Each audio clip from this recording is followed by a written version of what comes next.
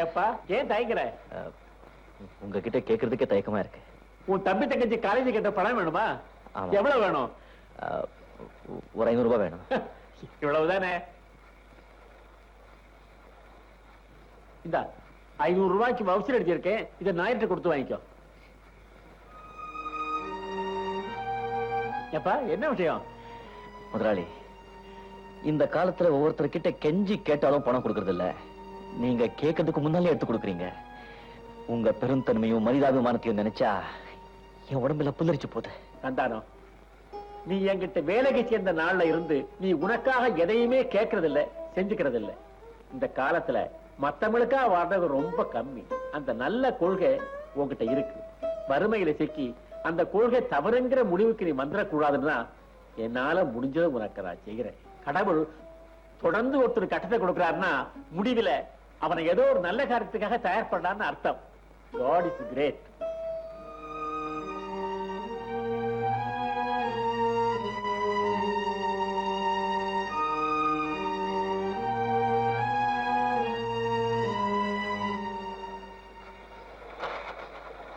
Naidu sir, Naidu sir, இந்தாங்க 500 ரூபாய் பணம் கொடுங்க. ஏன்பா சந்தானா, ஏற்கனவே உன் கணக்குல ஏகப்பட்ட பாக்கி இருக்கு, அது போதாதுன்னு இது வேறையா? முதலாளி சைன் போட்டுக்காரு, கொடுக்க முடியுமா முடியாதா? வாப்பா தரேன்பா, ஆவுன்னா உள்ள போயிடுற, வா வாங்கிக்க. இந்த பாரு, நானும் இந்த ஆபீஸ்ல வேலைக்கு சேர்ந்த நாள்ல இருந்து பணத்தை எண்ணியே என் கைரேக தேஞ்சு போச்சு. நீ சின்ன பையனா 50 ரூபா சம்பளத்துல இங்க வேலைக்கு சேர்ந்த, எங்களுக்கெல்லாம் காபி வாங்கி கொடுத்துட்டு அலைஞ்சடா. இன்னைக்கு நீ பெரிய மிஷின் மேன், உனக்கு 1000 ரூபாய் சம்பளம். நான் உங்க அப்பாவுக்கு முந்தி இங்க வேலைக்கு சேர்ந்தேன், எனக்கு 575 ரூபாய் தான் சம்பளம். எல்லாருக்கும் ஆண்டவன் தலையில எழுதி எனக்கு முதுகுல எழுதித்தான் போல இருக்குது. அது மழையில நனைஞ்சு அழிஞ்சு போச்சு. இந்த எல்லாம் அவங்க மன போலதாங்க வாழ்க்கை அமையும். அடே முகத்துல எடுக்கிறாரா? நாயுடு சார், நானும் தான் பாக்குறேன். ஒரு வேலை செய்யறதுக்குள்ள 9 நிமிஷம் பேசுறீங்களே, உங்களால எப்படி முடியுது? வாயாலதான். சில பேருக்கு ஆண்டவன் வாயை கொடுத்தும் பேசுவானு அடம் பிடிக்கிறானே. நாயுடு சார், நான் தான் 40 வயசு ஆனாலே நாய்குணம் வரும் சொல்றாங்களே, வாஸ்தவம் தானே? எனக்கு தெரியாதே, எனக்கு 56 வயசாகுது. ஓ நாயுடு சார், நீங்க ஒரு நாள் பூரா பேசாம இருந்தா நான் உங்களுக்கு 10 ரூபாய் தரேன், பந்தயம். ஐயோ வேண்டாமா, இந்த ஆபீஸ்ல எனக்கு வேண்டாதவங்க ரொம்ப பேர் இருக்கிறாங்க. என் வாய்க்கு பயந்துதான் ஒழுங்கா இருக்கிறாங்க. நான் என்னைக்காவது ஒரு நாள் மௌன விரதம் இருந்தேன், அன்னைக்கு நீ எல்லாரும் சேர்ந்து கண்ணா பின்னான்னு திட்டுவாங்களே. நாயுடு சார், எங்களுக்காக ஒரு நாள் மௌன விரதம் இருங்க சார். சரி இருக்கிறேன். என்னைக்கு சார்? வர்ற ஞாயிற்றுக்கிழமை. எங்க போக சொல்ற, நீ போடா உள்ள.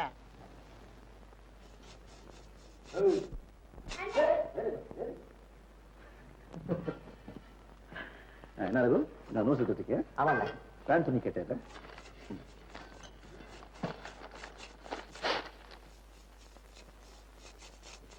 என்னென்ன இந்த துணி வாங்கிட்டு வந்திருக்க? நல்லா உழைக்கணும்னு வாங்கிட்டு வந்த. ஆமா, இந்த துணிக்கு என்ன குறைச்சல்? இது பியூனும் குறுக்கம் போடுற துணி. இத காலேஜ் போட்டுக்கிட்டு போன கௌரவமா இருக்குமா? ஓஹோ, கௌரவமா இருக்காதோ? நான் என்ன இதுல உனக்கு யூனிஃபார்மா தைச்சுக்க சொன்னேன். இதுல பேண்ட் தைச்சுக்கோ, இதுக்கு மேல வேற கலர் ஷர்ட் போட்டுக்கோ. அடா, இந்த டெல்லின்னு டெரிகார்டுல வாங்கி கொடுக்கற சக்தி இல்லப்பா. இதுக்கு நான் அவ்வளவு கஷ்டப்பட்டேன்னு எனக்கு தான்டா தெரியும். நான் ஒன்னும் டெர்லினோ டெரிகாட்ட கேட்கல. இதுக்கு மேல ஒரு ஒயிட் ட்ரில் வாங்கிருக்கலாம். காலேஜுக்கு போட்டுக்க நல்ல ட்ரெஸ் கூட கிடையாது. காலேஜுக்கு போய் காப்பி. என்னடா அது முணுமுணுப்ப? அண்ணன் இந்த அளவு கஷ்டப்பட்டு எல்லாத்தையும் சேரானு கொஞ்சம் கூட நன்றி இல்லாம எதுக்கு எடுத்தாலும் குறை சொல்றீங்களே? விவரம் தெரிஞ்ச நாள் இருந்து வேலை பார்த்து உங்களை காப்பாத்திருக்கேன்டா. கௌரவமா கௌரவம். நானும் கௌரவம் பார்த்திருந்தேன்னா அப்ப தெரிஞ்சிருக்க உங்க நிலைமை. என்ன அமுதோ, என்ன படிச்சிட்டு இருக்க? யாரோ புது எழுத்தாளர், கதையே இல்ல, வெறும் செக்ஸ் போர். செக்ஸ் போரா? எனக்கு என்ன தெரியாதுன்னு நினைச்சிட்டு இருக்கேன். நீங்க எல்லாம் படிக்கிறதெல்லாம் இந்த மாதிரி புக்கு தான். செக்ஸ், சஸ்பென்ஸ், த்ரில்லு, பேய் கதையெல்லாம். சரி, படிக்கும் போது கொஞ்சம் விறுவிறுப்பா தான் இருக்கும். படிச்சு முடிச்சு 10 நிமிஷம் கழிச்ச உடனே போர் அடிக்கும். ஒண்ணுமே மைண்ட்ல நிக்காது. என்ன பிரயோஜனம்? சாப்பிட்டியா? இல்ல, உங்களுக்காக தான் வெயிட் பண்ணிட்டு இருக்கேன். என்ன செக்ஸ் புக் வச்சுக்கிட்டா? ஆமா, ஏன் இவ்வளவு லேட்டு? ஐயோ, அது ஏன் கேக்குறேன். நேத்து நைட் ஷிப்ட்ல ஒர்க் பண்ணவன் மிஷினை கோளாறு பண்ணிட்டு போயிட்டான். ரிப்பேர் பண்ணிட்டு வரேன். அமுதோ, ஒண்ணு தெரியுமா உனக்கு? என்ன? இந்த மிஷினும் பொண்டாட்டியும் ரெண்டு ஒரே மாதிரி தான். ஒருத்தன் கை இருக்க வரைக்கும் ஒழுங்கா இருக்கும். கை மாறிடுச்சு. என்ன உதாரணம் இது? எங்க படிச்சீங்க? ஏதோ ஒரு புக்ல படிச்சேன். உங்களுக்கு புஸ்தகம் படிக்கிற பழக்கம் உண்டா? உங்களுக்கு மட்டும்தான் இருக்கா என்ன? நான் வந்து காண்டேகர், ஜானகிராமன், ஜெயகாந்தன் இவங்க எழுதிய புஸ்தகங்கள்லாம் ரொம்ப விரும்பி படிப்பேன். நல்ல புஸ்தகத்துக்கு அடையாளம் என்ன தெரியுமா? அது மனசை கிளறணும், அறிவை தோழணும். ஆழமான விஷயங்களையும் தத்துவங்களையும் படிக்கிற வயசா இது? ஏதோ பொழுது போறதுக்காக கதை நாவல் படிக்கிறோம். தத்துவம்னா இவங்க என்ன எழுதுறது?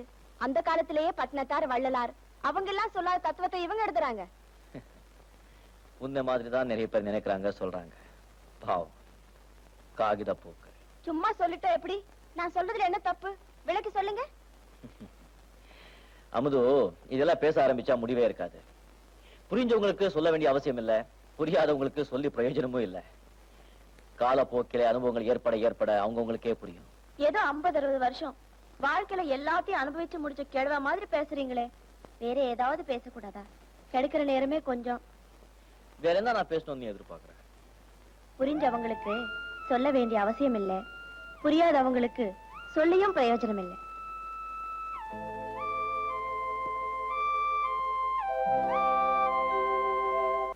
என்ன யோசனை பண்றீங்க? ஒண்ணும் இல்ல. நேத்து நீ சாப்பிட்டு போகும்போது சொல்லிட்டு போனியே, புரியாதவங்களுக்கு சொல்லியும் பிரயோஜனம் இல்லைன்னு சொல்லி, அதை பத்தி தான் யோசிச்சுட்டு இருக்கேன். ஏதாவது புரிஞ்சுதா? புரிஞ்சுது. ஆனா அது சரிதானான்னு நான் எப்படி தெரிஞ்சுக்கிறது? என்ன புரிஞ்சது? அது எப்படி சொல்றது? அது வந்து 1 எத்தனை? 2. 1ங்கிற நம்பரோட இன்னொரு நம்பர் சேர்த்துட்டு 2 நீ சொல்லிட்ட. நான் சொல்றது 1ங்கிறது ஒரு உயிருள்ள ஆண், 2ங்கிறது ஒரு உயிருள்ள பெண். இந்த 2ஐயும் எப்படி கூட்டுறது? 2க்கும் மனசு பொருந்திருந்தா கூட்டல் சுலபம். சரிமா, மனசு பொருந்து இருக்குன்னு எப்படி தெரிஞ்சுக்கிறது? உண்மையான காதல் 2 பேருக்கும் இருந்தா கண்ணுல ஆரம்பிக்கும், புன்னகையில வளரும். அதிலே புரிஞ்சுக்கலாமே. அப்படி ஒரு நிலைமை உனக்கு ஏற்பட்டா நீ என்ன செய்ய? ஏற்பட்ட என்னவா? ஏற்பட்டிருக்கு. நான் அவரை சந்திக்கிறேன், பேசுறேன், சில சமயம் அவர் கூடவே சேர்ந்து சாப்பிடுறேன். அவருடைய பார்வையில அவருடைய எண்ணத்தையும் புரிஞ்சுக்கிட்டேன். அவராவே அதை சொல்லட்டும்னு காத்துட்டு இருக்கேன். எனக்கு எப்போதுமே இந்த மாதிரி கண்ணா மூச்சு விளையாட்டுன்னா ரொம்ப பிடிக்கும். அவர் வாயில புளியோதரை அடிச்சுக்கிட்டு மெல்லவும் முடியாம முழுங்கவும் முடியாம அசட்டுத்தனமா சிரிக்கும் போது பாவமா இருக்கு. அவரா எப்பத்தான் சொல்றாருன்னு பாக்குறேன்.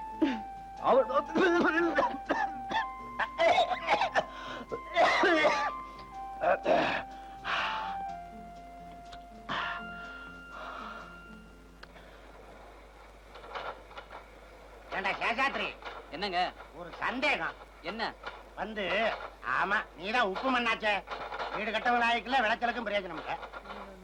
சந்தானா, சந்தானா வந்து நீ வேண்டாப்பா, 1000 பிரச்சனையில குழம்பி போயிருக்கிற. உன்கிட்ட பேசுறதே தப்பு. அமுதா, என்ன சார்? நீ சொல்லு. ஒண்ணும் என்ன சொல்லுமா. நம்பரா இருந்தா 1 1 2ன்னு சொல்லிடுவ. இங்க பாரு, அதுவே ஒரு ஆணாவும் ஒரு பொண்ணாவும் இருந்தா எப்படி? நாயுடு சார், உங்க கேள் எனக்கு புரியுது. என் விடைய பளிச்சுன்னு சொல்லிடுறேன். 1 1 2. அப்பா அடுத்த வருஷம் 3.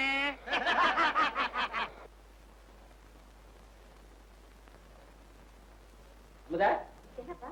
இப்படி வாங்க, உட்கார். உங்ககிட்ட ஒரு முக்கியமான சமாச்சாரம் பேச. சொல்லுங்கப்பா. கல்யாண புரோக்கர் ரங்கசாமி இல்ல, அவர் வந்துட்டு போனார். உனக்கு ஒரு நல்ல மாப்பிள்ளை பார்த்திருக்கேம்மா. என் கல்யாணத்தை பத்தி நானே உங்ககிட்ட பேசலான்னு இருந்தேப்பா. ஆபீஸ்ல எங்க கூட சந்தான்னு ஒருத்தர் வேலை செய்யறாரு. அவரை கல்யாணம் பண்ணிக்கணும்னு முடிவு பண்ணிருக்கேன். அப்படியா? ரொம்ப சந்தோஷம். அம்மா, உன் நன்மைக்காக சில விஷயங்கள் சொல்றேன். கட்டாயப்படுத்துறேன்னு நினைக்காத. 2-3 நாள் நல்ல யோஜனை பண்ணி அப்புறம் தீர்மானமா ஒரு முடிவுக்கு வா. சந்தானத்தை எனக்கு தெரியும், ரொம்ப நல்ல பையன்மா. சின்ன வயசுல இருந்து எவ்வளவு கஷ்டப்பட்டு அந்த குடும்பத்தை அவன் நடத்துறாங்கிறது எனக்கு தெரியும். அவனுக்கு பல பொறுப்புகள் இருக்கு. 2 தம்பிங்க, ஒரு தங்கச்சி. இவங்களுடைய படிப்பு, கல்யாணம் இதெல்லாம் வேற இருக்கு. ஏற்கனவே நிறைய கடன் பட்டிருக்கான். அவனை நீ கல்யாணம் பண்ணிக்கிட்டியானா வாழ்க்கை பூரா வறுமையோட தான் போராட வேண்டியிருக்கும். நான் பார்த்திருக்கிற பையன் பேங்க்ல வேலை பார்க்கறான். மாசம் 1500 ரூபாய் சம்பளம். அவங்க அப்பா இன்சூரன்ஸ் ஏஜென்ட். அவரும் 1000 2000 சம்பாதிக்கிறார். ஒரு பிக்கல் பிடுங்கல் இல்லாம நிம்மதியா வாழலாம். என்ன யோசனை பண்ணி பாருமா.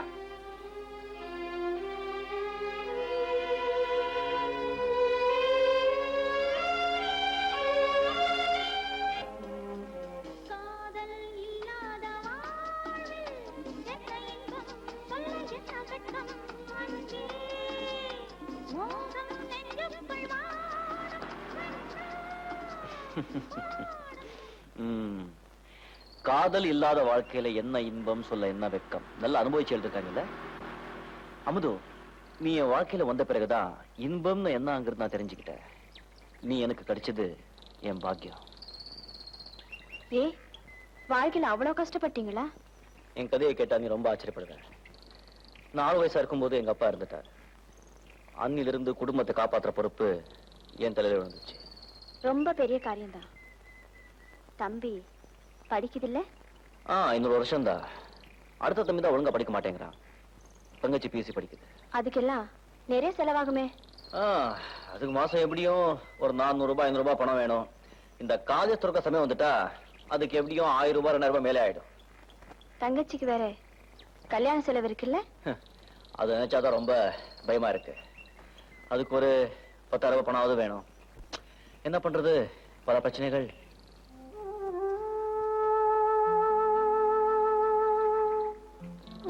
வாழ்க்கையில எப்பவாவது சில பிரச்சனைகள் வரலாம், சமாளிக்கலாம்.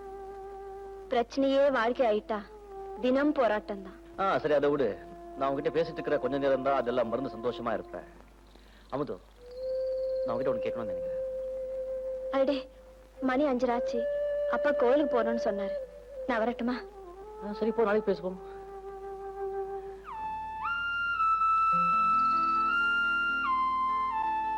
என் ரேடியோ.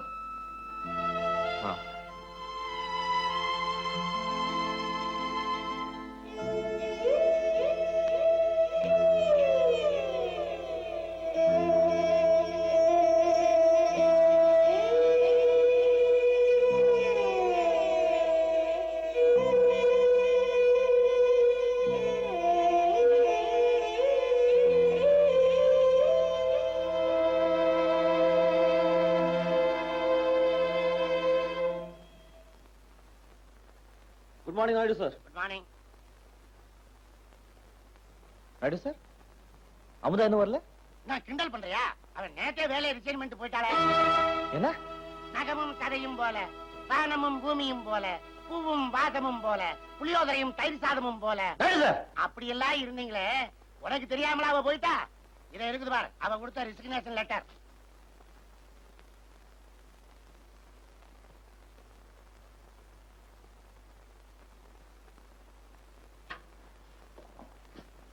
அண்ணே, உனக்கு ஒரு இன்விடேஷன் வந்திருக்கு.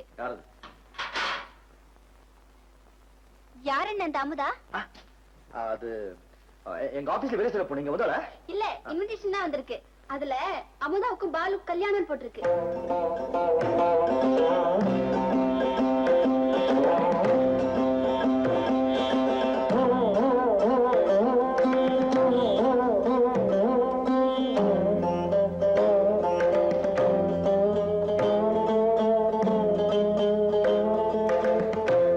புரிஞ்சவங்களுக்கு சொல்ல வேண்டிய அவசியம் இல்லை, புரியாதவங்களுக்கு சொல்லியும் பிரயோஜனம் இல்லை. என் விடைய பழிச்சுன்னு சொல்லிடுறேன். 1 1 2. அப்ப அடுத்த வருஷம் 3.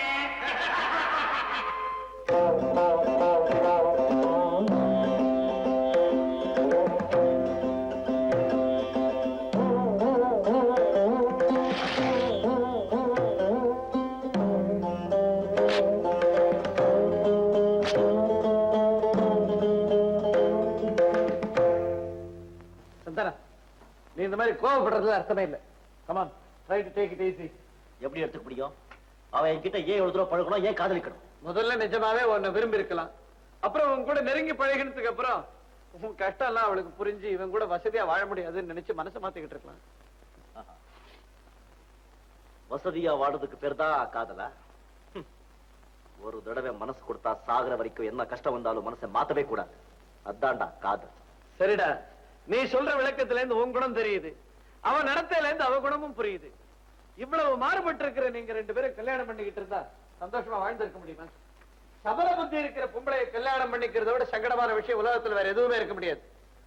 இந்த கல்யாணம் நின்னு போச்சேன்னு சந்தோஷப்படுறேன். Santhanam, go and celebrate the event. இன்விடேஷனை பார்த்த உடனே அண்ணன் அப்படியே அப்செட் ஆகி போச்சு தெரியுமா? நான் நினைக்கிறேன் ஆபீஸ்ல வேலை செய்யற அந்த பொண்ணை அண்ணன் காதலிச்சிருக்கு. அண்ணனுக்கு காதல் கதல் கூட தெரியுமா? ஆச்சரியமா இருக்க. அண்ணனும் மனுஷன் தானே, அதான் காதல் வந்திருக்கு. ஆமா, அப்படி ஒருத்தர் காதலிச்சிருந்தா அந்த பொண்ணு ஏன் இன்னொருத்தர கல்யாணம் பண்ணிக்க போகுது? யாரு கண்டா? அண்ணன் எதுக்கு எடுத்தாலும் நம்ம மேல எரிஞ்சு விடுற மாதிரி அந்த பொண்ணுகிட்ட ஏதாவது சத்தம் போட்டிருக்கோ, அது பயந்து போய் தன் மனசையே மாத்திட்டு இருக்கோம்.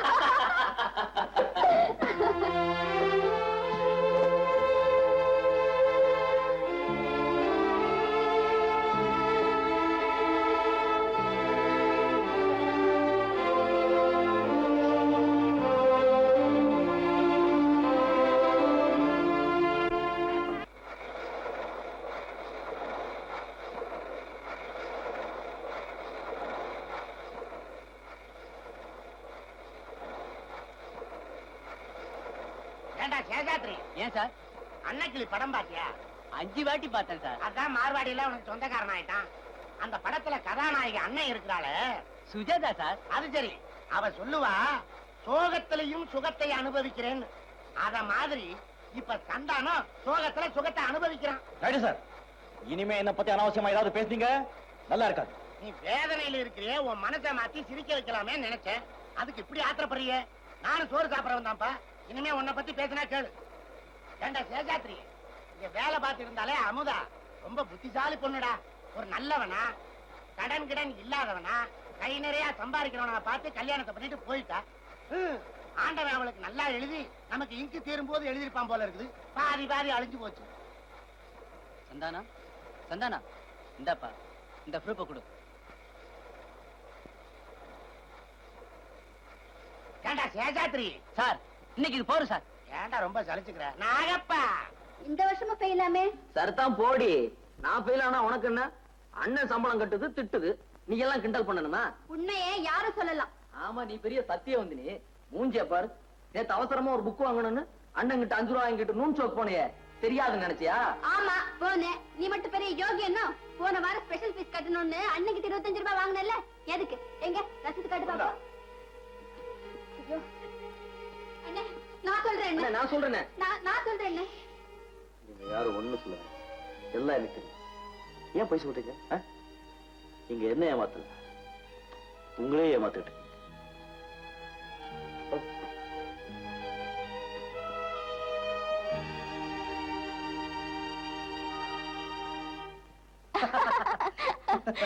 ரொம்ப நேரம் ஆயிப்போச்சு, நான் வரேன். இன்னைக்கு புகாரில் போய் சாப்பிட்டுட்டு தான் போடும். ஐயோ அண்ணன் திட்டுவாரு. ஆஹா, அதெல்லாம் முடியாது. ஐயோ என்னால முடியாது. டாக்ஸி.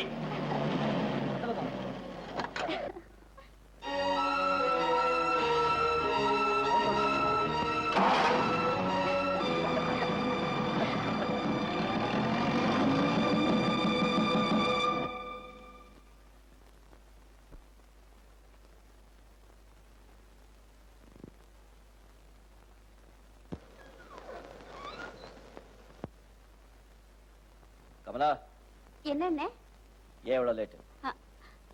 Special class. தாய் தகப்ப இல்லாத பொண்ணு செல்லம் கொடுத்து வளர்த்த பாரு, அது ஏன் தப்பு? அடிச்சு வள, முருங்கைய அடிச்சு வளைன்னு சும்மா சொன்னாங்க. விஷயத்தை நல்லா தெரிஞ்சுக்கிட்டு பேசு. நாயே, எதிர்த்து பேசுறியா? நீ அந்த பையனோட சிரித்து பேசிட்டு போறதை என் கண்ணாலே பார்த்தேன். அதுல என்ன தப்பு? நிறுத்துங்க. நானும் அவர் தவறான முறையில பழகல.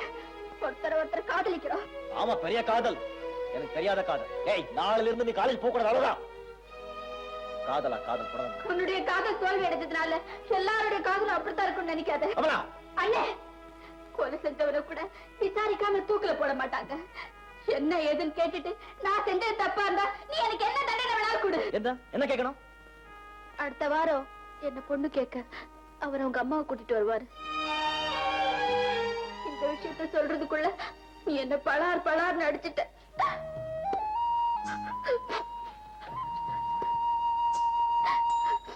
ஆத்திரக்காரனுக்கு புத்தி மட்டும் சொல்வாங்க, அது சரியாதான் இருக்கு.